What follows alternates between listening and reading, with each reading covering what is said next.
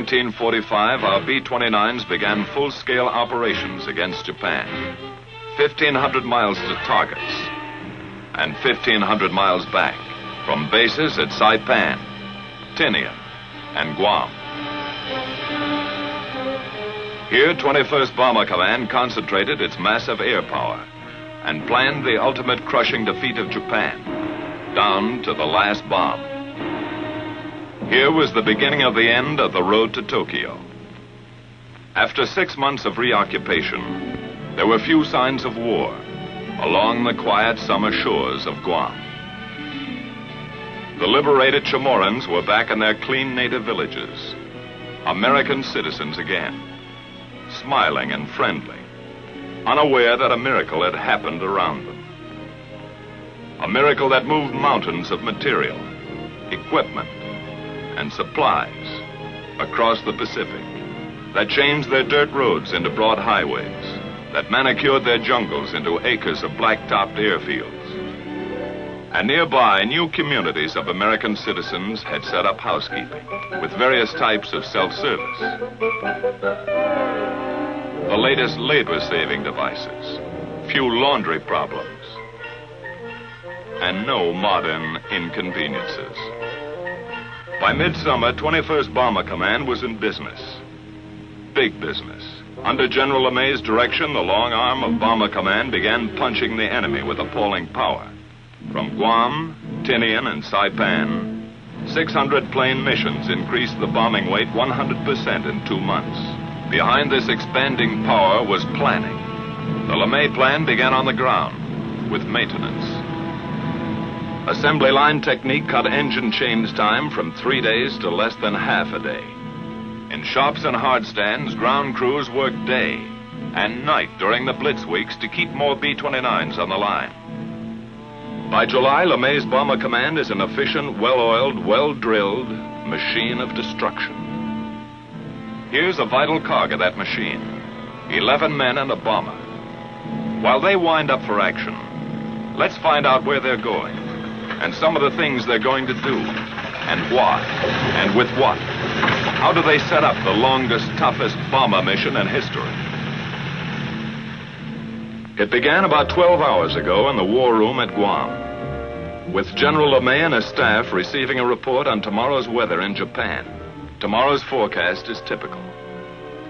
Nagoya, 8/10 cloud above 10,000 feet. In the east, Tokyo area will be 6/10 at 22,000, 3/10 at 14,000 feet, closing up solid after 11 a.m. Osaka and everything west is reported completely socked in. How will the general solve that one? His B-29s are up against a blank wall except for a possible opening around Tokyo. The old man considers every vital factor and makes his decision. 4 wings will strike Tokyo at 10 o'clock.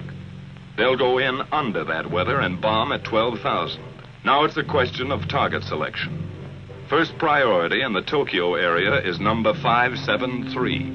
Intelligence informs the general that 573 is already 3/4 destroyed.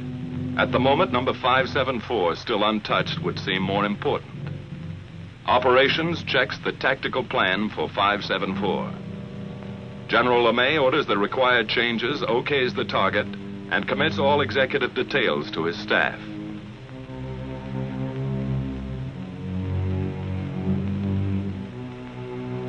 Operations, with his deputy chief of staff and project officer, goes to work setting up the changes. In that plans folder is a mountain of preparation by special sections of intelligence and operations. 1,000 hours of research. Collated facts and figures have been distilled into Tactical Plan 574. Aircraft will assemble as briefed with 3 groups of P-51s for escort. Smoke markers at 1-minute intervals will be dropped by lead planes to expedite departure from assembly point.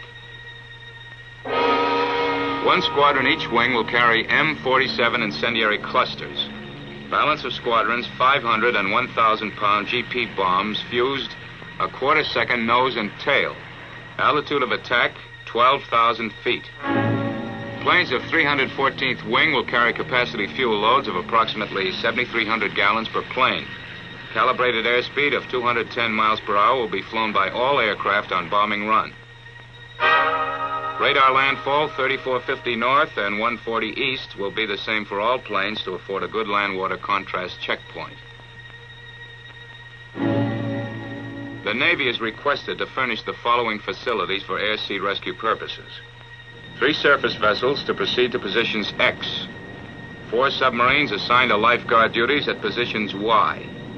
2 Dumbos to orbit at station Z.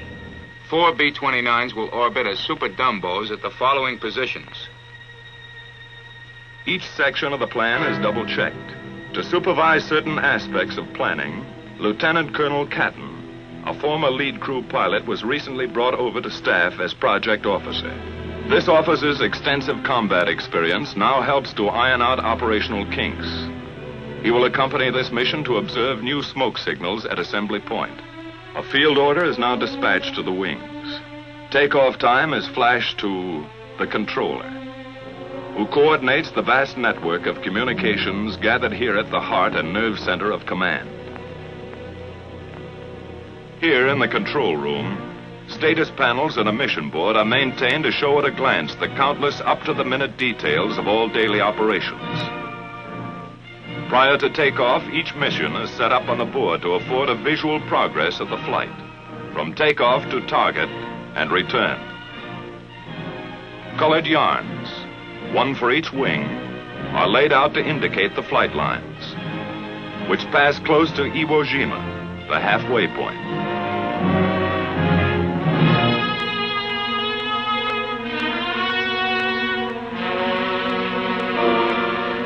And proceed as specified in the field order to the proper target. Other symbols are used to mark air-sea rescue positions. A timetable of statistics for each wing is planned and flown as recorded from hourly reports on the status panel, beginning with takeoff time.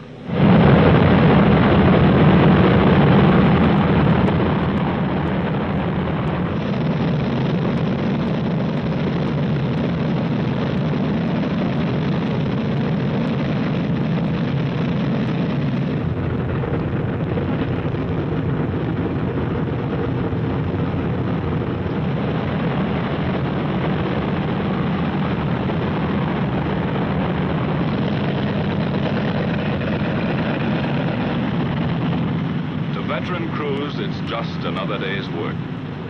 One more 1,500-mile haul up and down the ruddy Pacific.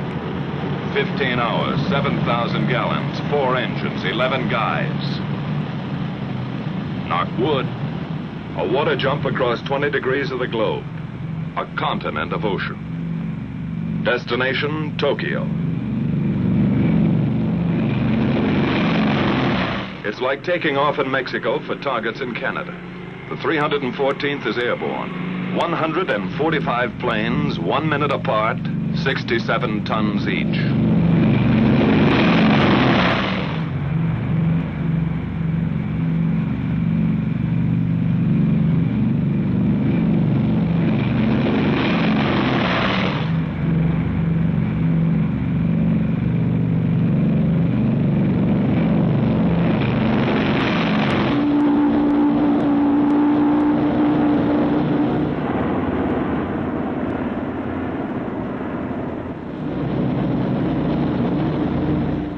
B-29 takeoffs are a tough sweat.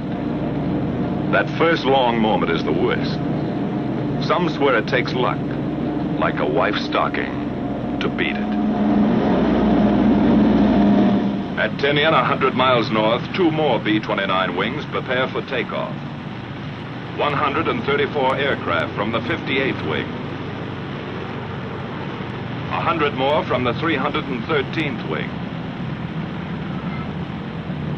At Saipan, a few minutes later, the veteran 73rd wing lines up for takeoff. 153 more bombers are added to the mission striking force.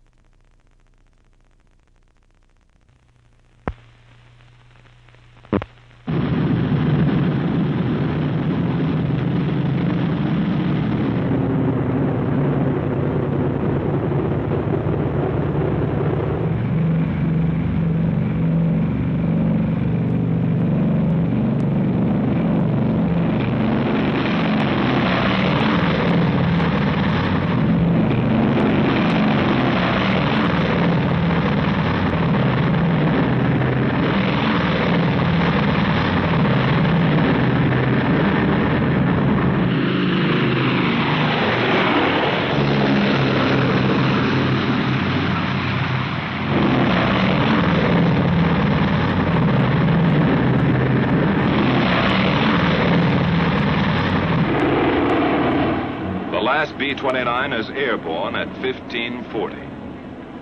The tower at Saipan relays this information to the controller back at Guam. First and last takeoff times of each wing are recorded here and go to make up the first of a series of tabulated mission reports.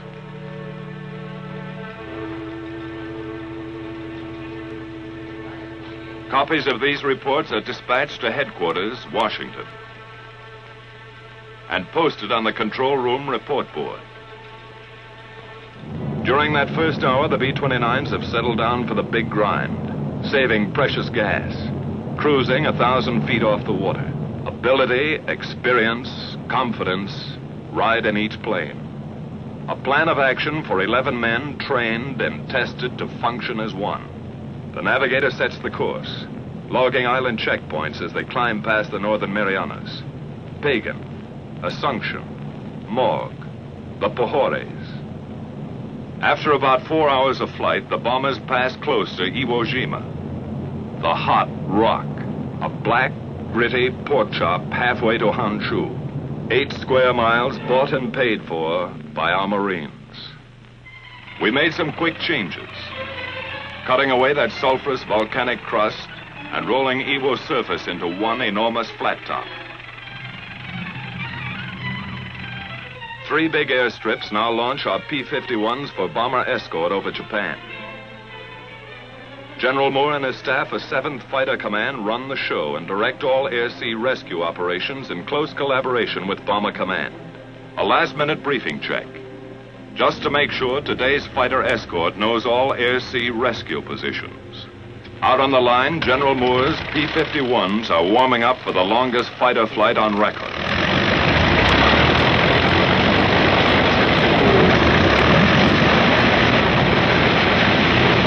Seven hours on one engine, extra belly tanks, extra nerve and stamina in the cockpit.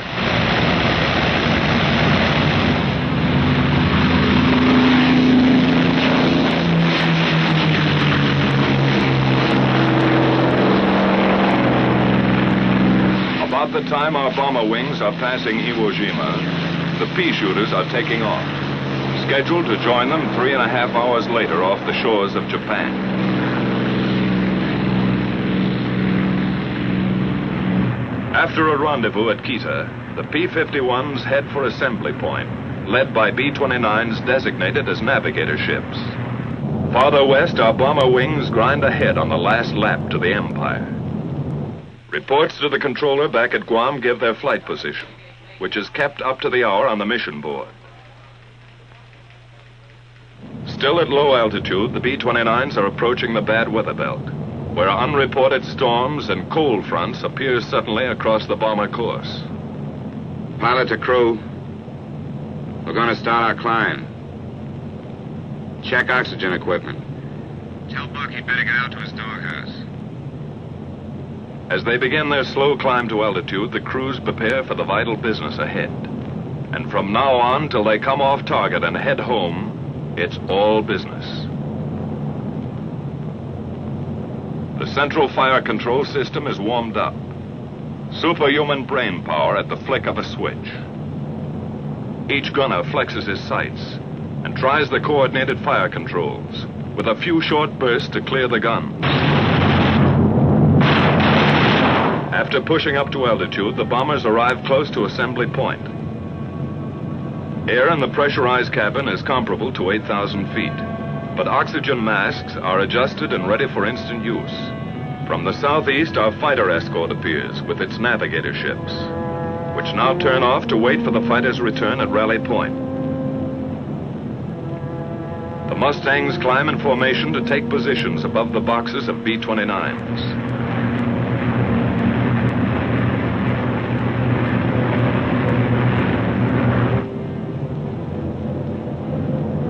Lead bombers begin to circle, dropping the new smoke markers for assembly.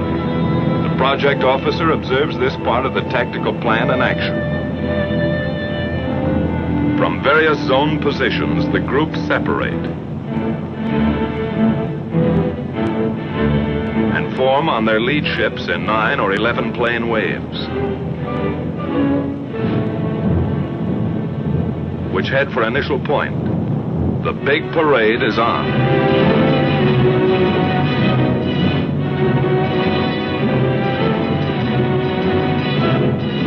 Landfall is picked up, along with the first flak burst from enemy coastal batteries.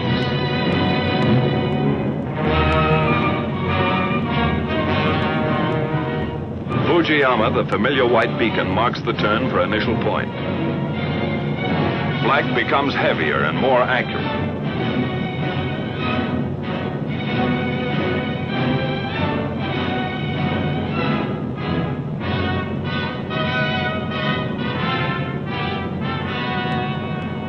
And now the first Jap snoopers appear, diving head-on into the formations.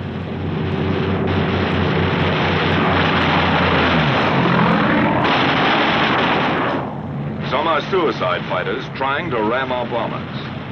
Other Jap fighters drop phosphorus bombs, set to explode in front of the oncoming B-29s.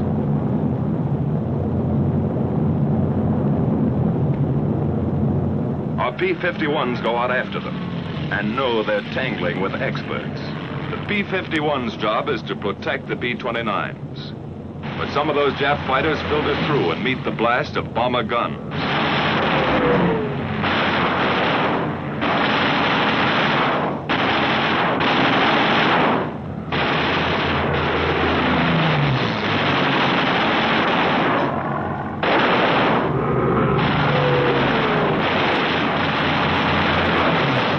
Tail gunner pleads with a nip fighter to come in a little closer.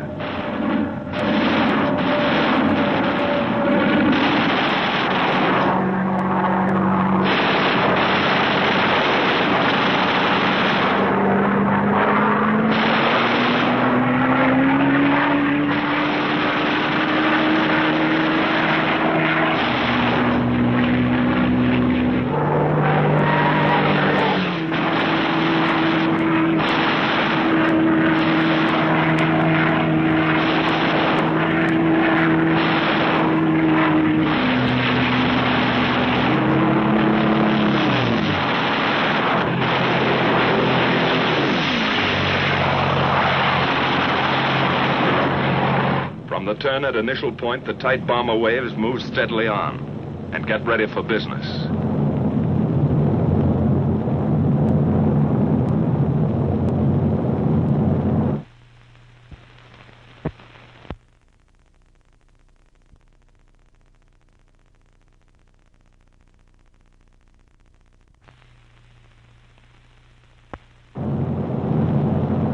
Flak and fighters fall off.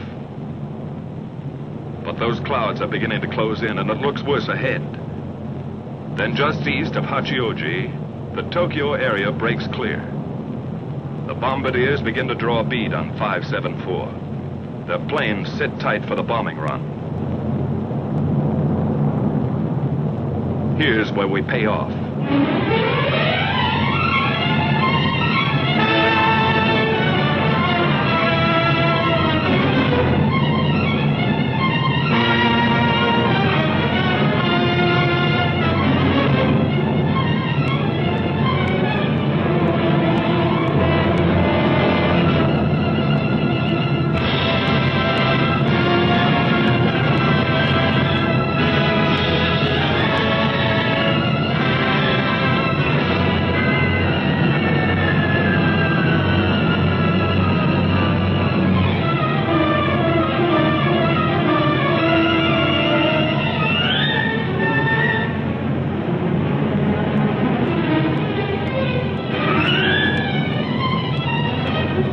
Jap aircraft plants and an airdrome 12,000 feet below are about to receive 4,000 tons of destruction. The first waves of B-29s have already found their objective.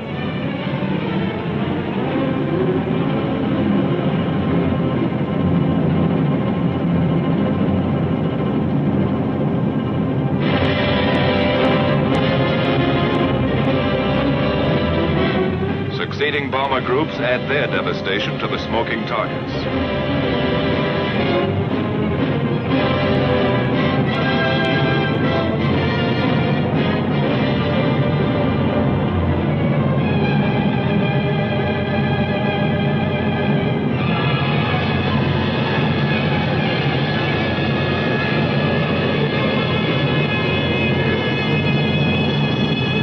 Tactical Plan 574 is now an accomplished fact.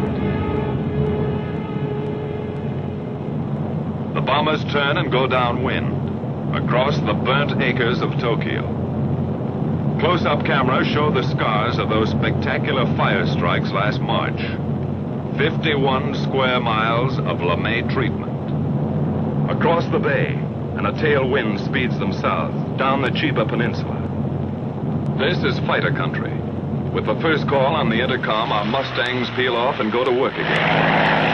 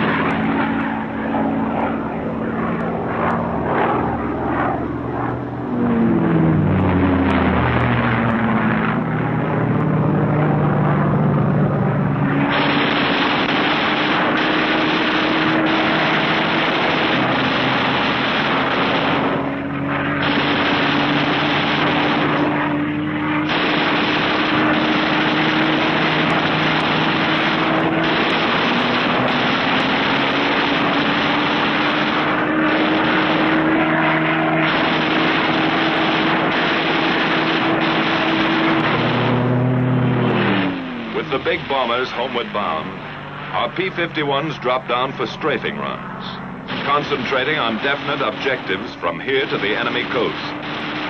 Skimming along at maximum speed, the fighters pair off and go to work cutting vital Jap lifelines, blasting away at communications, radio installations, power lines.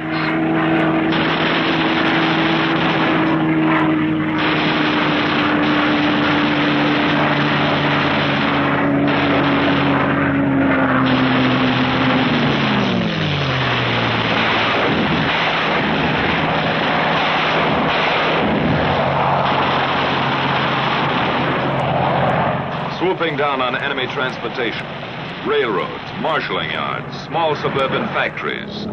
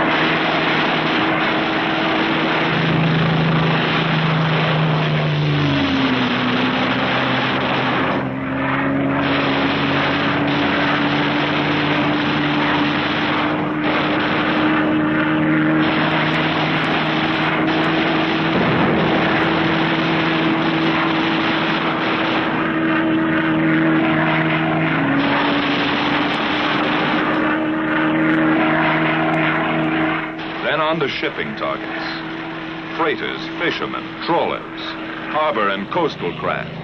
Destroyer or lugger, it's the same enemy.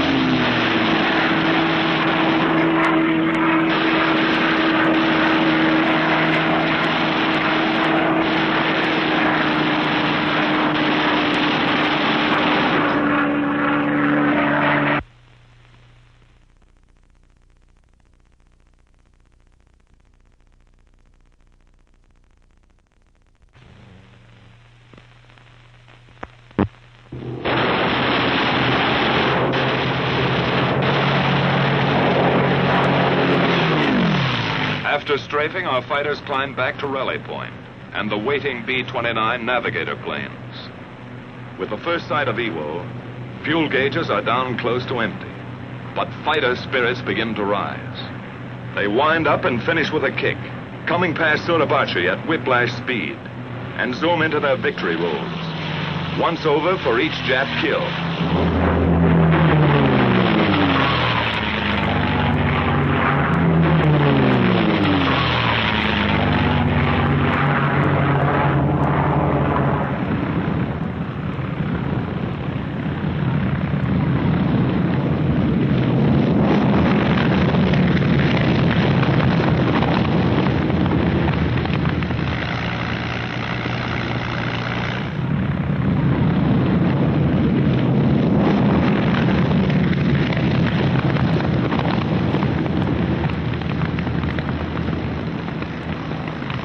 After the last fighter groups are in, all hands sweat in those first limping B-29s. That runway is a beautiful sight as they let down with engines out, low in gas, or beat up by flak and fighters.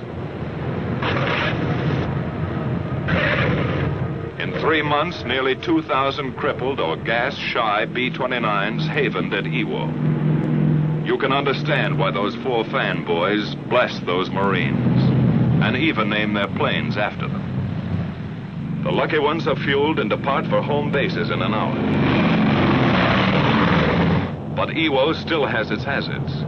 Weather can turn this station into a hopeless daymare. Fog and quick overcast often blacks out the airstrip during these crucial periods. That means orders to bail out. Or with luck, a B-29 might drop in for a copybook ditching.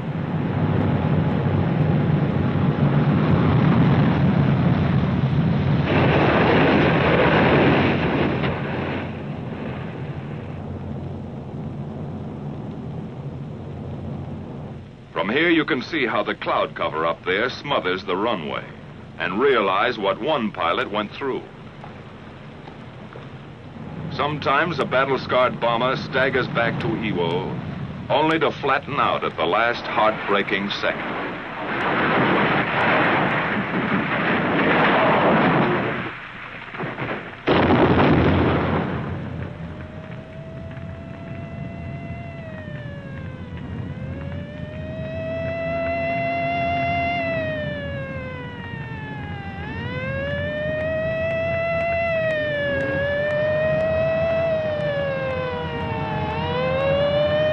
By some miracle, the whole crew got away from their stations to safety before 2,000 gallons of flaming gas enveloped them. Firefighters risked their lives to save the ship. This, too, takes courage beyond the line of duty. Far to the south, most of the wings are nearing their bases. Exhausted crews wait out the last endless hour, when time seems to stop.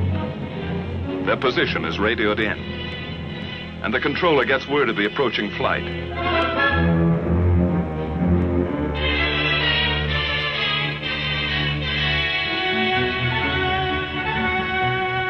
At last, the familiar Arianas appear on the horizon.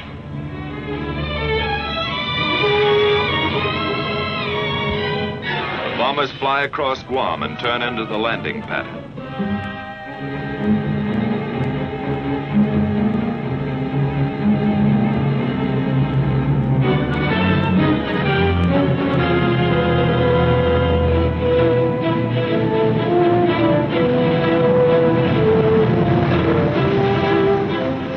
Hours ago, they left the other end of that runway.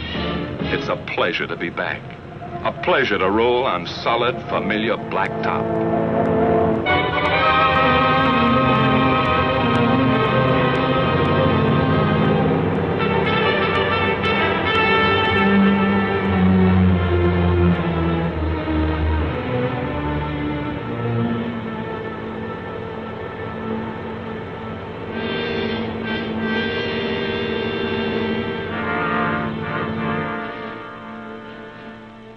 Good to feel the sudden, humid heat, to be among the living, swapping details with the ground crew. Flak, fighters, the close call, the one that got away. But some of those B-29 crews won't be able to talk it over today. 11 men and a bomber that didn't quite make it.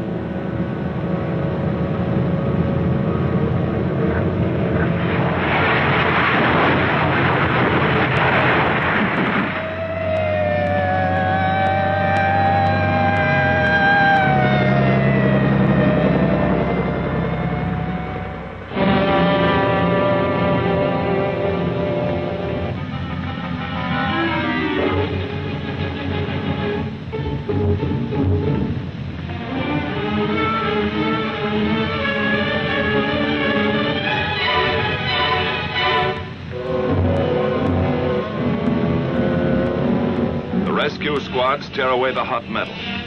Somehow in that burning wreckage, a man has lived to feel those eager, gallant hands. 1 life saved and 10 lost. That's part of today's toll.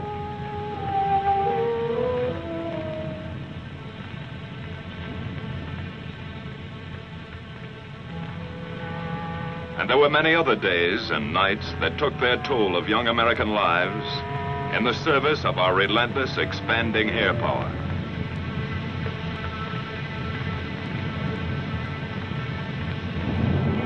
By the end of July, our B-29s had all but obliterated the enemy's ability to make war. 1,000-plane missions were going to hit Japan with twice the monthly tonnage that ever fell on Germany. The question was, how much longer would a beaten Japan hold out? In August, we made a test that never was applied to Germany. While great land, sea, and air forces gathered for the last invasion, our B-29s dropped 2 atomic bombs.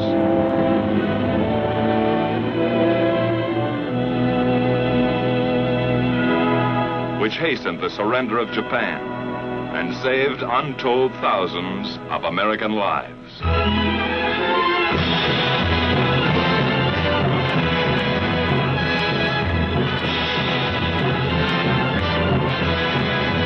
So the mission of our air forces, which began nearly 4 years ago, was accomplished.